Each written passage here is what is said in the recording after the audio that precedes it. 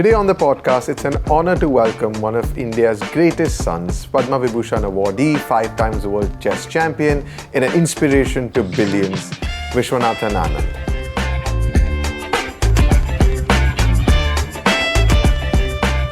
So how much of chess is physical and mental? And obviously it's an extremely smart game, but what I mean is mental without the actual moves, taking into account the actual moves in your mind.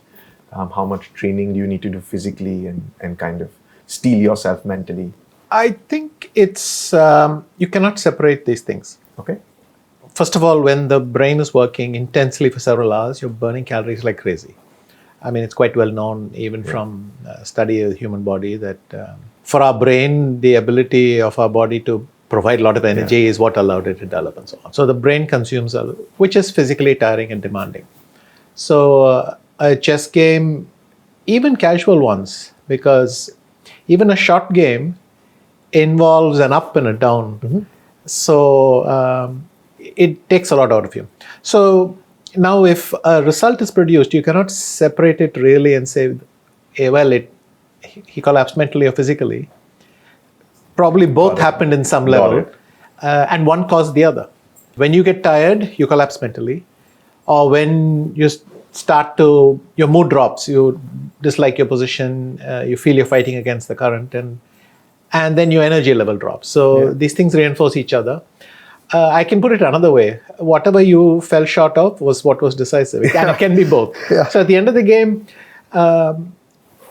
in a sense, the failure is complete because the total package you brought didn't work for that game. But it can be either or. I have a question that's always bothered me because obviously we don't play chess at an expert level. But when you do play chess for 5, 6, 7 hours, how do you manage your focus? Or when a move takes 30 minutes, does the mind wander? Or is it kind of, do you have to train it to only think about chess, or is that detrimental to the processes? It's an energy-intensive strategy. Okay. To concentrate for 6 or 7 hours. It can be done, and there are people who try. Veselin Topalov, for instance, very often would just sit with his fingers plugging his ears and sit there and try to. And what he's saying is, if I am able to maintain that level for a long time, I'll catch even the smallest imprecision, slightest error, and I'll come up with a maximum response that is very, very precise. Because precision is what determines whether you benefit from a mistake or not. If the mistake is you have to play only one move and then or a very exact sequence in order to take advantage of something, then only if you have that concentration you manage. But on the other hand, there are players who are just very pragmatic and practical about it. I was very much in the second school. Okay. As for instance, someone like Michael Adams is very much in the second school. He just finished in Goa, and my age colleague and so on. Our idea was, as long as you make good enough moves, every move, it doesn't have to be the very best move, it just doesn't have to spoil too much. I can keep the game going on, and that's favorable as well. Okay. So there are multiple strategies. You can concentrate all the time. Most people, I think, don't. But they know when the critical moment of the game is coming. The moment when the game itself demands precision. It doesn't allow you this, I can do A or B. You have to do the entire sequence accurately. But depending on your confidence in having mapped out that sequence, you'll have to make early calls. Should I enter it? Should I enter something else? And then once you're in that, you just have to follow it till the end. Then you start to concentrate at that moment. I think most chess players are good at that. Got it. Which is they know how to concentrate and peak at the right moment. And in that process of trying to be ready for 6, 7 hours or 5 minutes, did you find that, like with our sports teams, the diet processes or the training processes sort of improved as your career progressed, and that helped you? Yes. When I was a junior, I already realized that some days I was not there and some days I was there. Some days I really felt I was not there, but the game went okay. And some days I felt I was in better shape, but the game didn't go okay. So, but after a while it evens out and you spot cause and effect much better. To give you one example, try to finish your meals more than 2 hours before a game. Got it. So the idea is when the game starts and you need the energy, it's there, but you're not drowsy at that point. So you've given yourself some time to digest it, that kind of thing.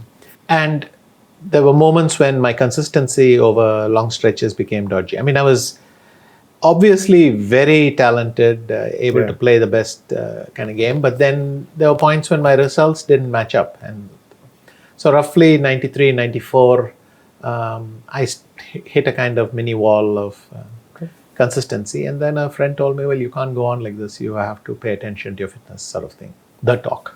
So I then had so I then started to run. And at the beginning, if it's not something you used to do, it's not like I was very unhealthy. I was used to take long walks and things like that.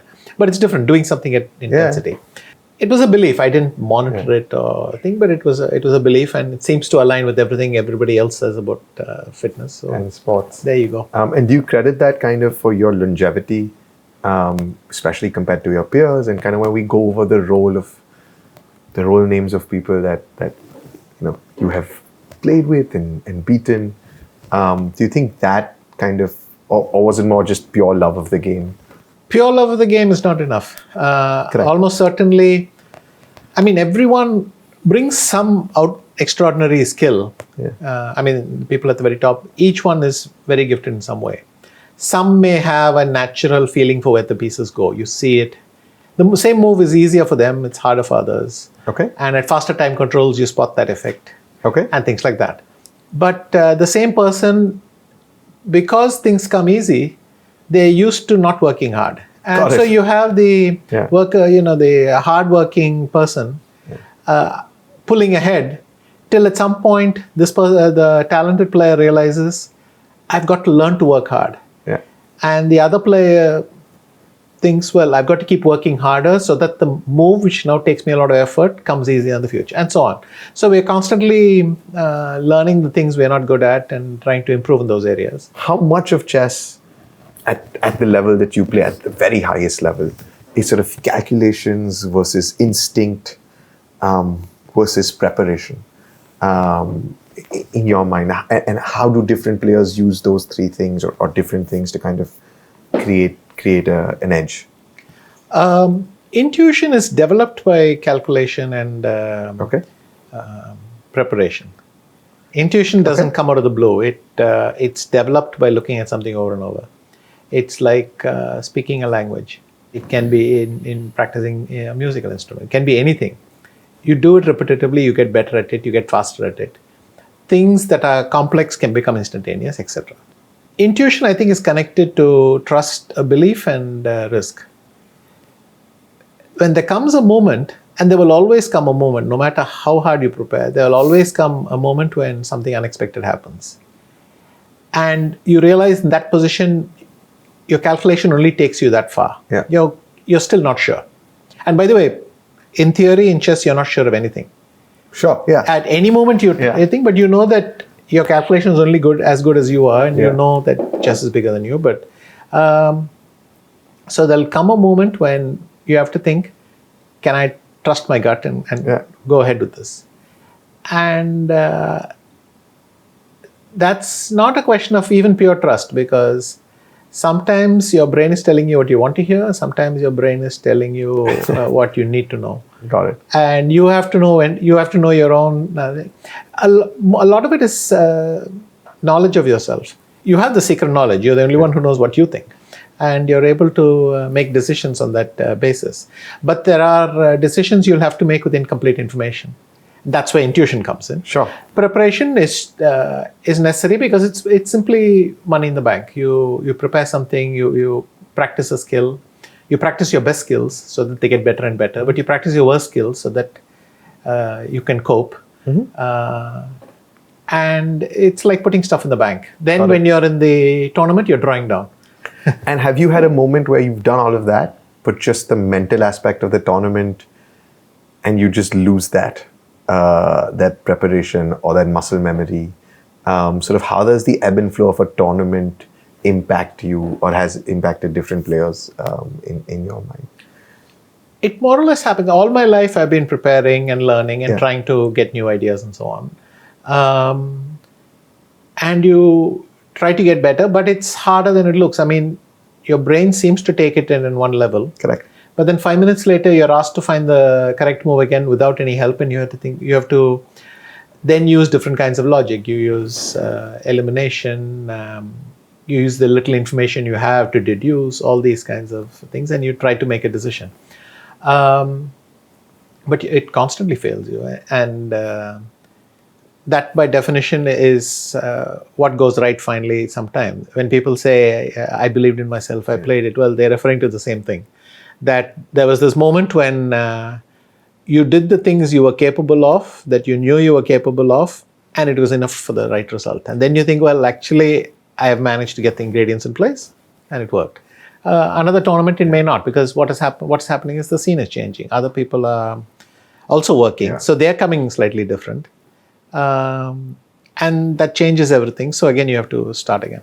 And with the advent of the computers improving their skill and kind of computers being added to the training regime, do you think there is kind of a feeling that chess is solved? How would you, again, considering you started when the computers were just not possible, but you've seen the entire process. How does that kind of impact this preparation or this instinct? Instinct becomes even more crucial. Okay. But the difference is a lot of uncertainty has gone. 30 years ago, I would work very hard and prepare. But I knew that in some sense I depended on my work. If my work was inaccurate, the result was inaccurate. And you thought, I've done all this preparation, is there something we missed? Because that was at least the probability was not zero. Now with the computer, if the computer at certain depth says this 5-move line or this 10-move line is a forced draw, you can trust it 100%. So what that means is now we are taking conclusions to the board that we know to be true, like laws. And I'm talking laws of nature, but kind of thing. Yeah. And you're taking those, so you know that these positions, I can just close my eyes, make this move because I know the sequence. It's all taken care of. And so nowadays, you have to anticipate that your opponent is aware of this. Yeah. And you have to think, well, they're going to try to drag me out somewhere which has not been solved by the computer, or the computer is not able to solve the same way. Or you haven't asked the computer that. Or you haven't asked that. Or what my opponent might not have asked. Can I... and so a lot of it more is visualization. In effect, we don't need to do a lot of the grudge work because the computer does it faster and guarantees it. Earlier, I could work for a week and still not be sure. Yeah. I know the analysis is good, but I still can't be sure that we didn't miss one little bit at the beginning. Sure. Do you think it's able to still find interesting new things in this now, hundreds of year old game that has been kind of taken by so many people to so many sort of heights? Do you think there's stuff to discover on that side? So that's the paradox, that in any given position, the computer is instantly stronger than any human being. You give the computer a position, its conclusion, probably a human will never reach, or as I said, will never be sure that they've reached. And it can do it basically instantaneously, so in seconds. But it's uncovering new stuff as it goes along. It goes further, and there's a whole school of positions which we thought were unimportant or anything, and it turns out there's a lot of depth in every area. Okay. And this final bit is that when you want to play someone, it's a memory contest. I know the computer's conclusions, you know your computer's conclusions, but do you remember every single one your computer told you? Almost impossible. And same for me.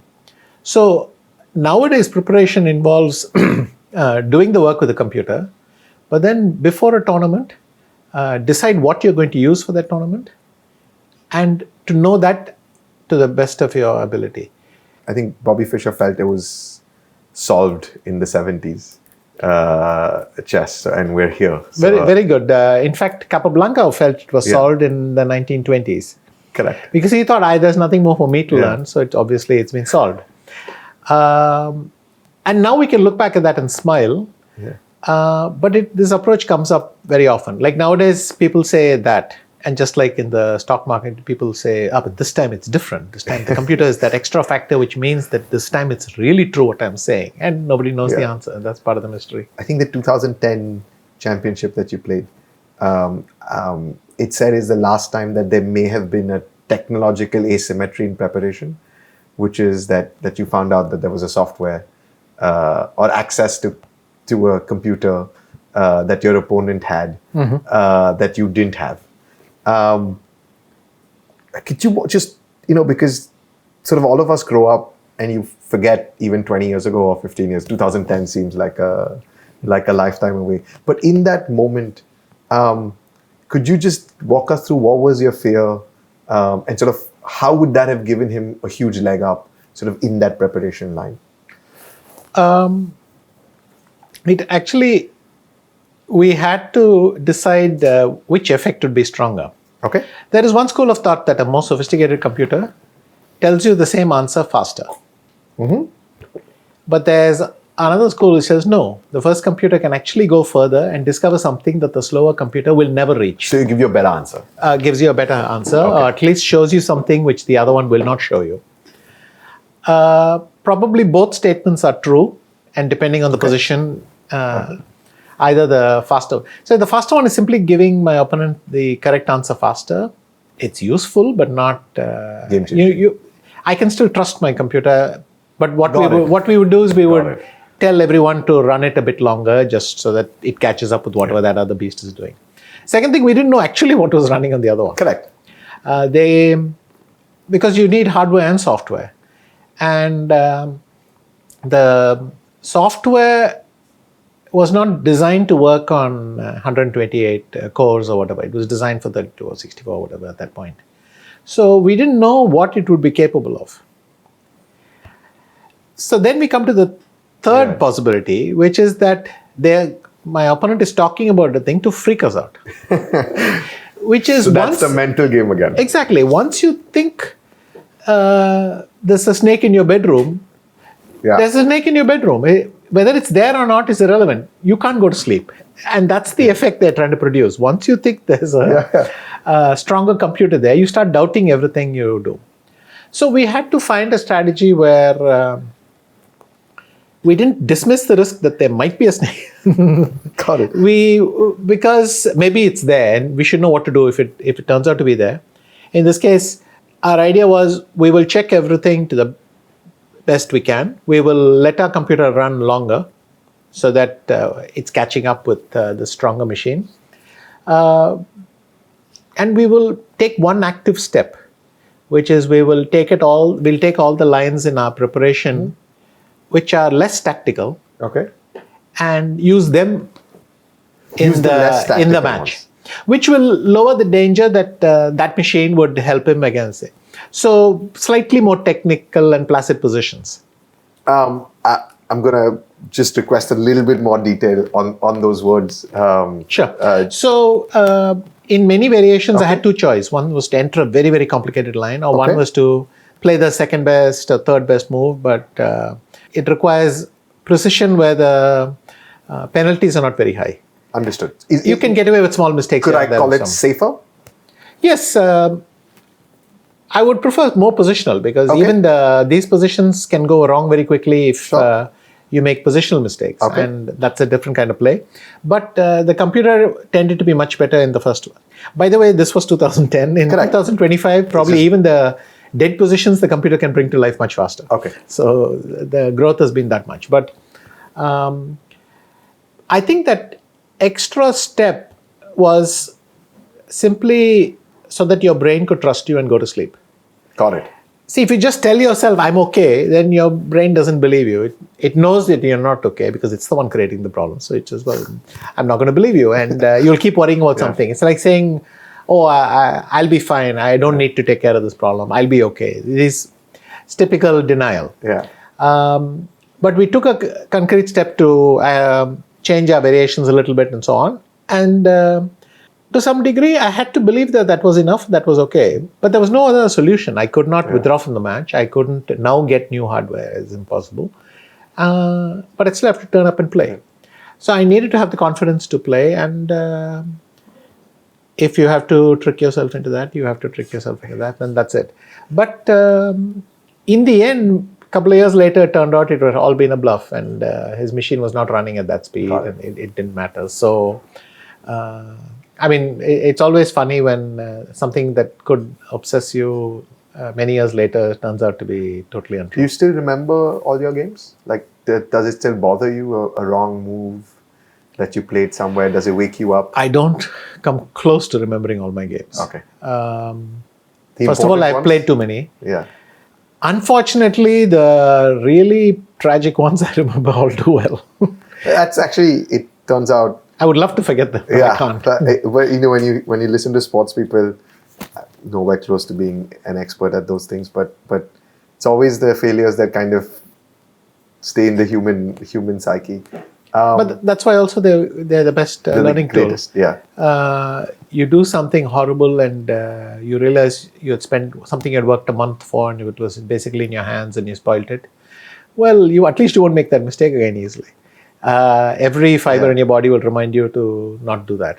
So that's the flip side, but it's painful as hell. Do you remember those games, and do you play them over in your mind? Way too much. The Reggio Emilia chess tournament, which is often considered, I think, the greatest tournament, at least at the time. At the time, yeah, it was the strongest ever held. The strongest ever held. An Indian kid, and I read, and you can confirm if this is true, that you were told, since you haven't studied in the Russian school of chess, you won't make it, and you go and win that tournament. How? So that quote is actually a collection of toms. Okay. One thing to tell you is that yes, you're having good results now, but you're still a coffee house player. What does that mean? It means that you're tactically gifted enough that you can escape from bad positions, but that won't last. So you can't get into the strong positions. What are they saying? No, you lack the technical ability or the precision to play healthy moves roughly. And so you keep on getting into trouble, but they're not so much trouble for you because you have enough tactical agility to get out of. Is that what you're saying? You get lucky?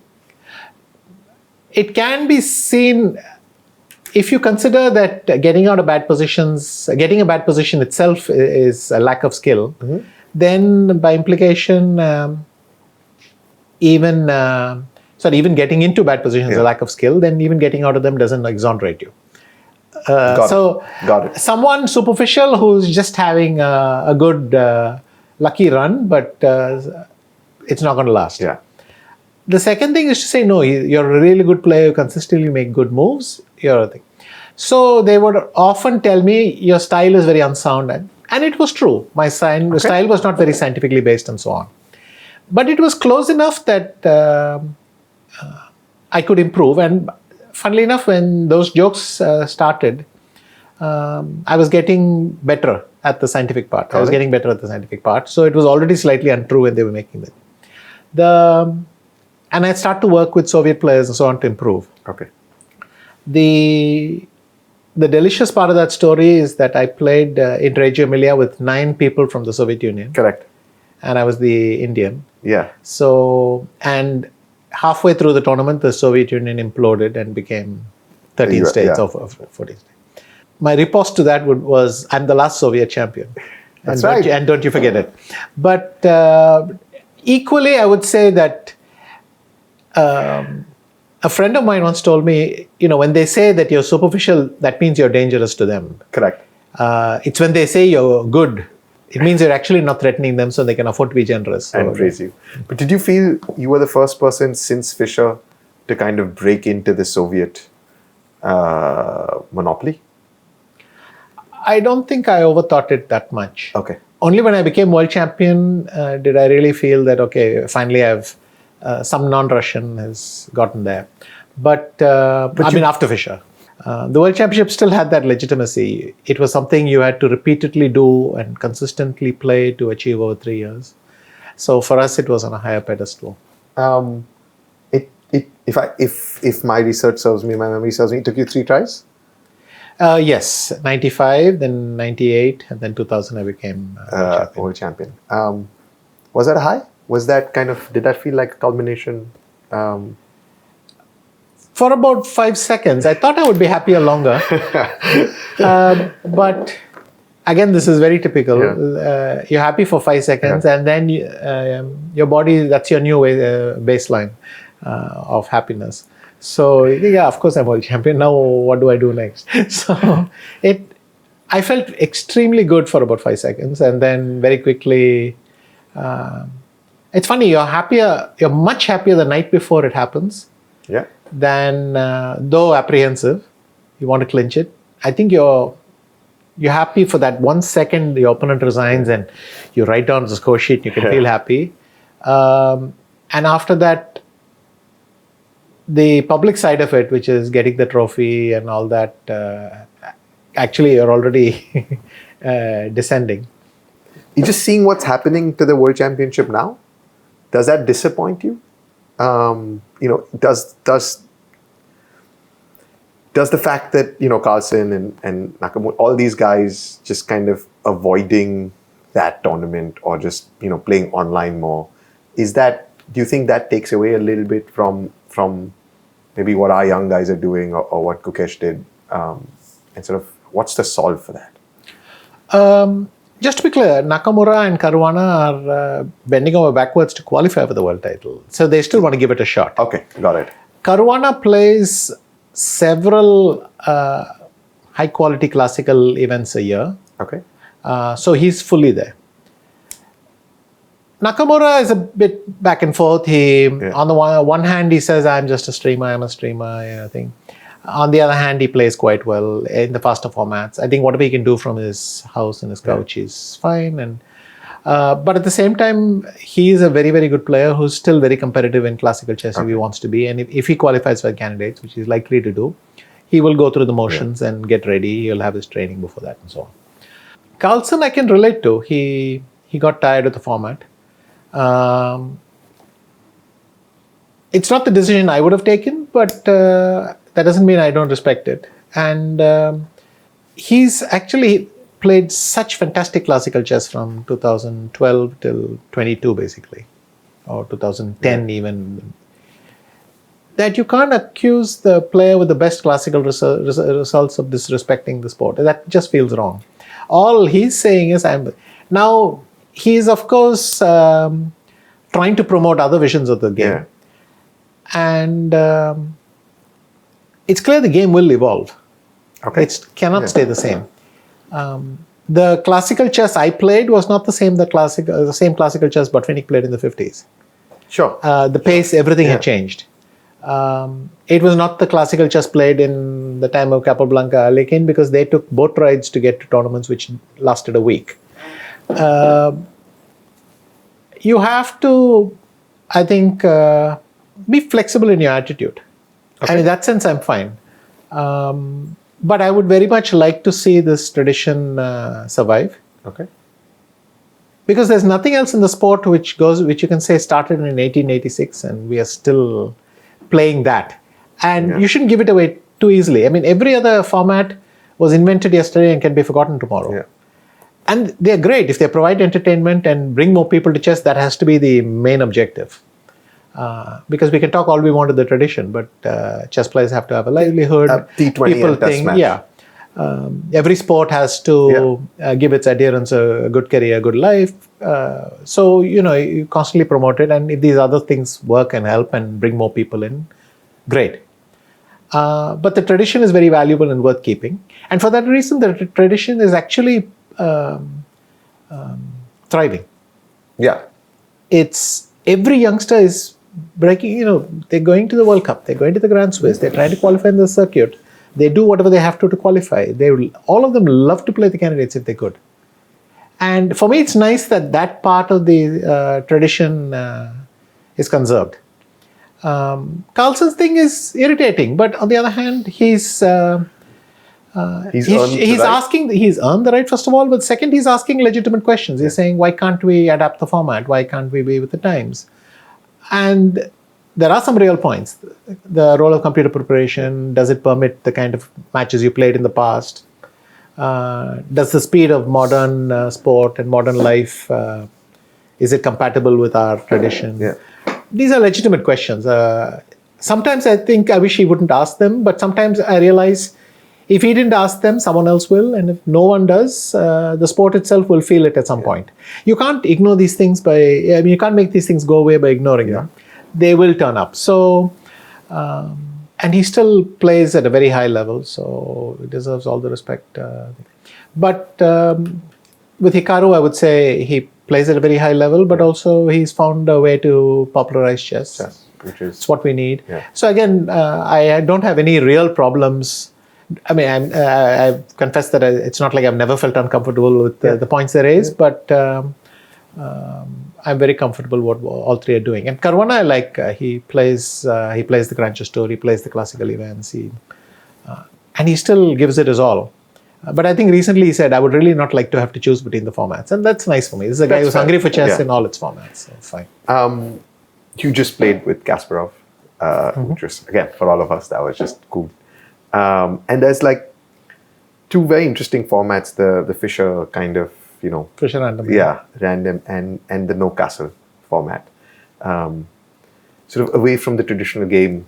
So the one is, like you said, different, 3 minutes, 5 minutes, 10 minutes, but it's effectively still the same game. But once you change the rules a little bit, the no-castle or the Fischer random, anything that you prefer or anything that kind of you think has sort of an interesting future from those two?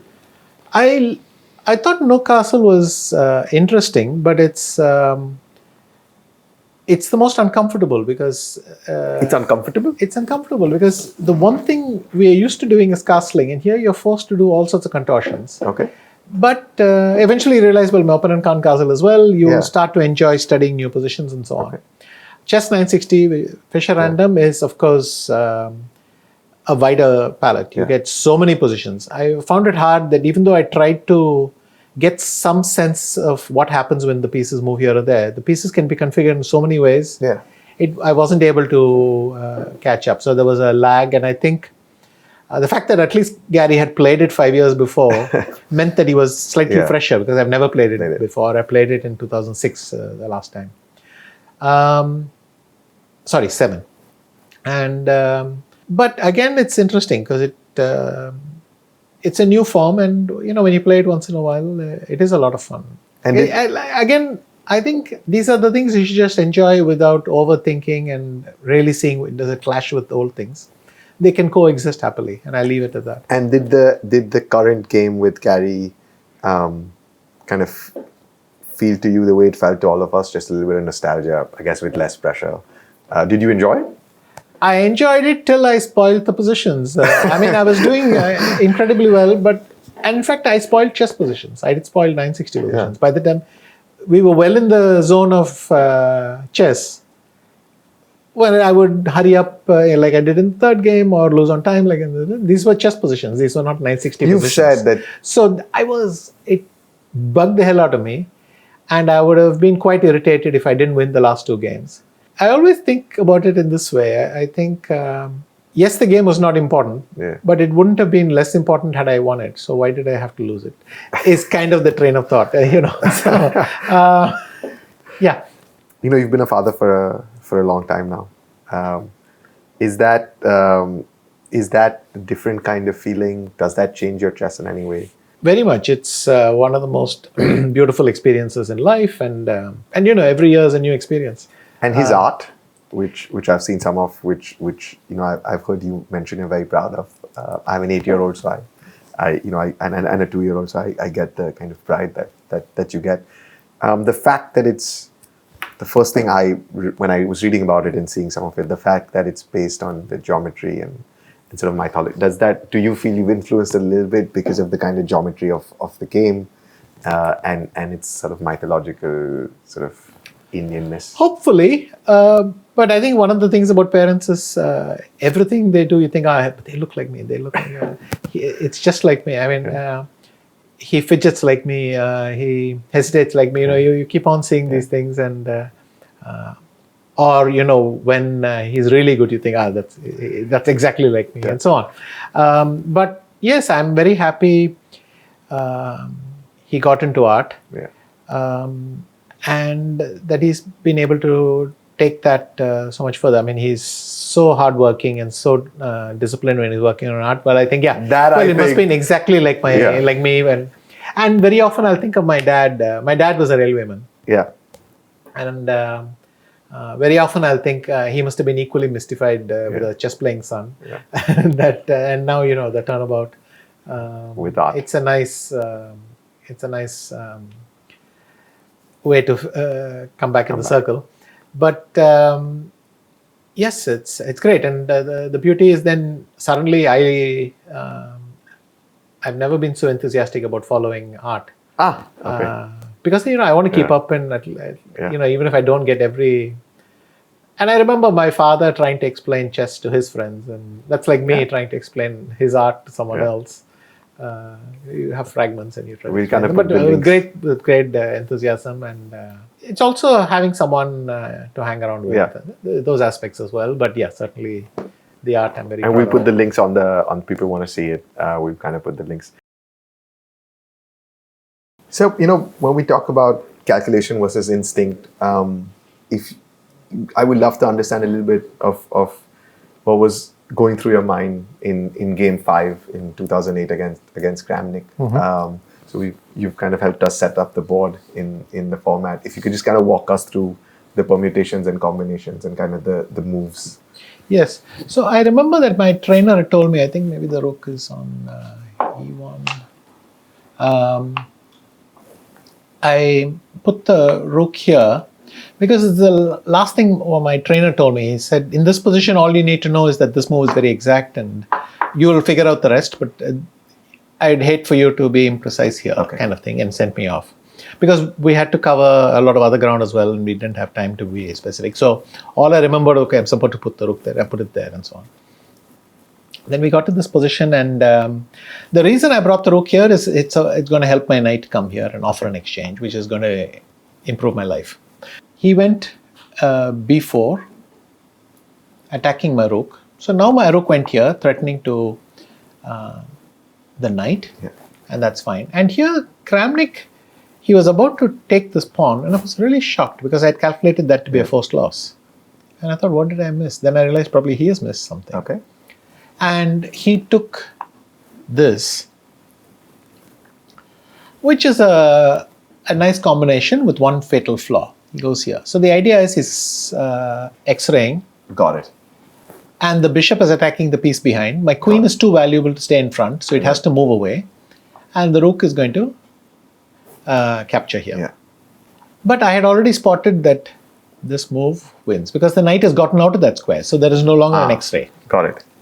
Attacking his queen. Now he had seen this. He took here. I captured here. He gave a check. I went here. He captured the bishop. So now he's got two passed pawns ready to queen. Right. And he had calculated that if I went here with check, which I did, and he went here, I had nothing better to do than to capture here. Got it. And capture here. But against these two pawns, it's quite likely I will not survive. So he was surprised that I entered this line. But what he had missed, of course, is that my knight, instead of taking here, goes here. And it's easy to miss this because you think that's... Yeah. See, of course, once he got here, he saw it because he could calculate it. Yeah. But initially, it's a good way of seeing how we think. Yeah. You just think that square doesn't exist for the knight. Correct, because of the... Because you capture. Yeah. And so that fact gets established in your head rather than the correct answer, which is that square is currently not available to the knight, which is the correct. And this is the thing that computers will never make the mistake of missing a move like this, whereas humans miss these kinds of things. So I did this. I mean, but you could see I was hesitating to play it, obviously enjoying the moment totally. And at that point, he goes like this. And I have been on the other side of the thing enough times to know how bad it felt, but of course I had no time for all that. I did this, he captured, I captured, and he resigned because there's no way to bring the rook back to protect the square. Yeah. The king is pinned. If that pawn isn't here, he could run away at least. But he has no defense to the pawn coming here Yeah. and then capturing the bishop and queening. So he resigned in this position. That was great. Sir, thank you so much. This has been an absolute pleasure and kind of one of the reasons I got into podcasting. Thank you so much for giving us your time. This has been great.